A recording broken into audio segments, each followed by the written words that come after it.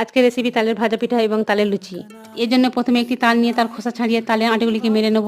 এখন তালমারিটি একটি চালনির সাহায্যে চেলে নিলাম। এরপর একটি কড়াই 1 বাটি নারকেল কোড়া এবং 150 গ্রাম চিনি দিয়ে কিছুক্ষণ নাড়াচাড়া করে পুট্টি তৈরি করে নেব।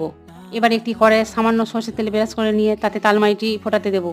এরপর এতে 100 গ্রাম চিনি মিশিয়ে পুনরায় মিশ্রণটিকে ফোটাতে থাকবো যতক্ষণ না চিনির জল সম্পূর্ণ শুকিয়ে তালমারিটি গাঢ় হয়ে আসছে। এবার এতে 500 গ্রাম চালের আটা দিয়ে পিঠের মণ্ডটি তৈরি করে নেব।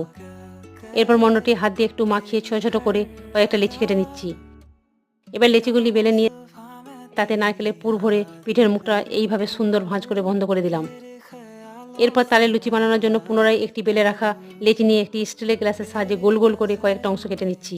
এখন একটি কড়াইয়ে তেল গরম হয়ে এলে একে একে ভাজা পিঠেগুলি দিয়ে নেব। এমতো অবস্থায় পিঠেগুলি গোল্ডেন ব্রাউন হয়ে এলে ছেঁকে তুলে নেব।